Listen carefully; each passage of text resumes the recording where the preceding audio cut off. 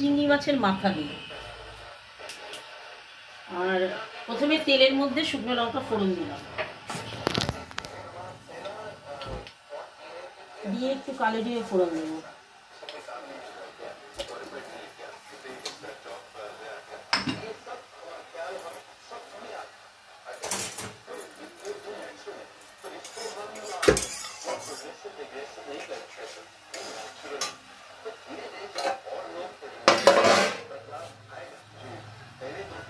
তেলটা গরম হলে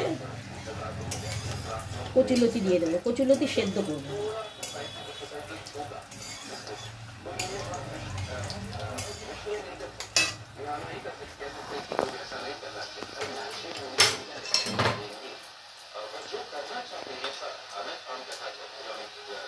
সুন্দর করে ফোড়নটা ভাজা হবে।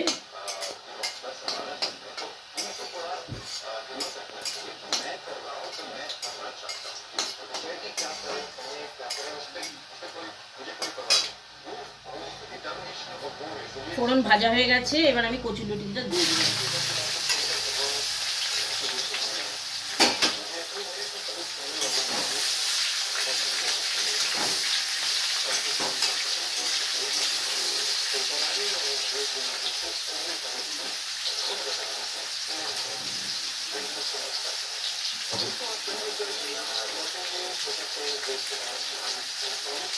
কচুলতিটা ভালো করে ভাজা হোক।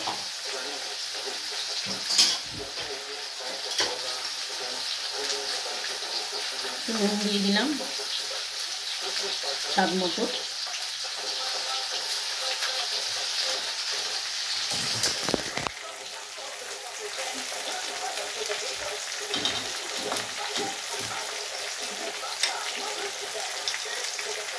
একটু হলুদও দিয়ে দিলাম।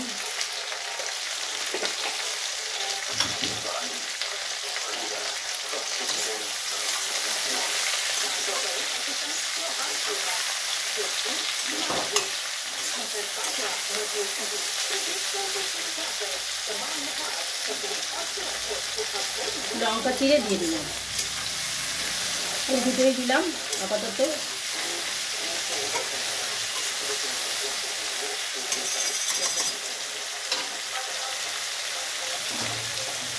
একটু চাপা দিয়ে দিচ্ছি,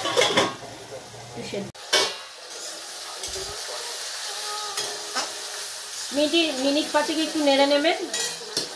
নিয়ে আমি সর্ষে বাটা দিয়ে দিলাম, পরিমাণ মতো দেবেন, যতটা থাকবে সেই আন্দাজ দেবেন। আমি 3 চামচ দিলাম।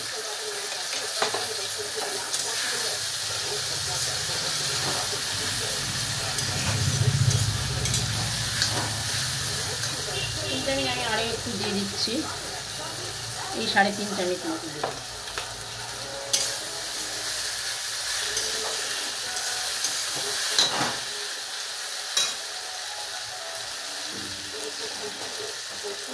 আঁচটাকে তখন লো আঁচে রাখবেন। এবার আমি তার মধ্যে গুড় দিয়ে দিচ্ছি, একটু মিষ্টি মিষ্টি হবে, বা আপনারা যেরকম মিষ্টি খেতে ইচ্ছে করেন সেরকমই দেবেন। এবার আমি এই চিংড়ি মাছের মাথাগুলো দিয়ে দিচ্ছি। আগে দেবেন না, তাহলে ফ্লেভারটা নষ্ট হয়ে যেতে পারে।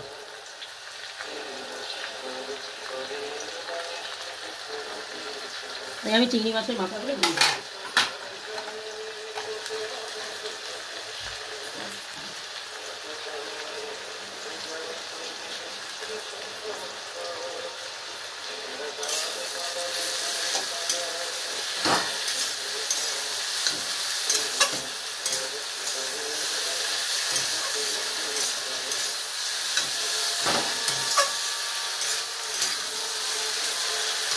তখন স্লো আঁচেই রাখবেন, নাহলে পুড়ে যেতে পারে।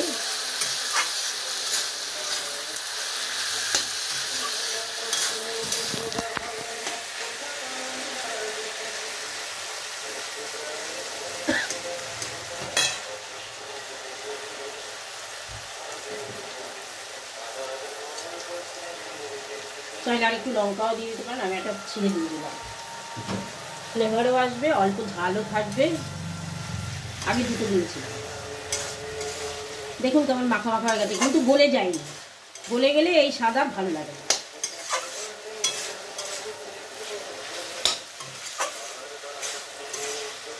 এটা কিন্তু ডাঁটও থাকবে, বেশি ফোটাবেন না, ফোটালেই ডাঁটো ভাবটা নষ্ট হয়ে যাবে। আমি এই চাপা দিয়ে দিলাম, একটু স্লো আজে থাকবে। এবারে একটুখানি বাঁধনের জন্য আটা হোক, ময়দা হোক, চাল গুঁড়ো হোক, যেটা পাবেন সেটাই দিয়ে দেবেন। তাহলে একটু কি হবে, বাঁধো ভাবে হবে, মানে ওই ছেড়ে ছেড়ে আসা ভাবটা থাকবে না, আর তার জন্য স্বাদের কোনো হেরফের হবে না। হয়ে গেছে আমার, এই দেখুন মাখো মাখো হয়েছে। আর ওই যে আটা বা চাল গুঁড়ো বা ময়দা যাই দিই না কেন, সেটা কিন্তু বোঝা যাচ্ছে না, একটু মাখো মাখো ভাব এসেছে। নাহলে কেমন ছাড়া ছাড়া হলে তো ভালো লাগে না দেখতে।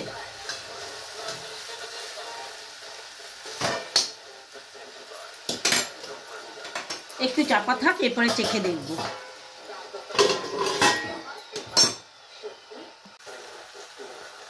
বেশিক্ষণ রাখলে কিন্তু এই যে ডাঁটো ভাবটা আছে এটা কিন্তু নষ্ট হয়ে যাবে, ওই কচু শাকের মতো হয়ে যেতে পারে, যার জন্য বেশিক্ষণ রাখবো না ব্যাপারটা।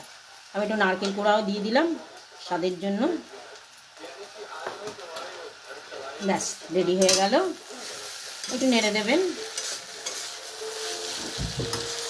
নেড়ে মিশিয়ে দিচ্ছি।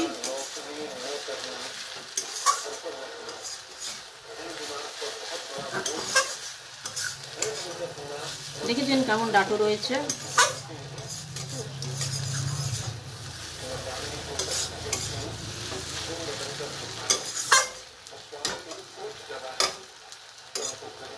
এবার একটু চেখে দেখার পালা।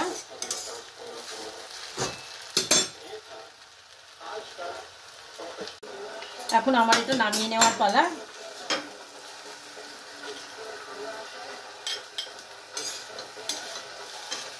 দেখুন একদম ঝরঝরে।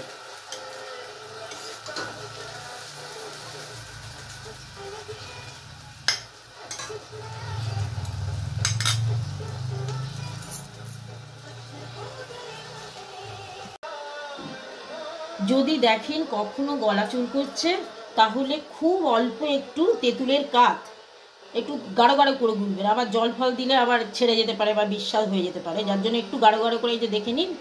এবার সেটাকে এরকম করে দেবেন, দিয়ে মিশিয়ে নেবেন। এই যে এরকম করে দিয়ে মিশিয়ে নেবেন, তাহলে আর গলা ধরবে না। ঠিক আছে, আমি বলে দিলাম এই কারণে, সবসময় তো কচু সমান হয় না, আপনাদের এটা জানিয়ে রাখা ভালো। বাই চান্স যদি একটু গলা চুলকোয় তাহলে খুবই অল্প এতেই হয়ে যাবে, একটু দেবেন, নাহলে স্বাদেরও আবার হেরফের হয়ে যাবে। যার জন্য খুব অল্প করে একটুখানি তেঁতুলের কাঠ দিয়ে দেবেন, তাতেই গলা চুলকোনো সেরে যাবে। ঠিক আছে।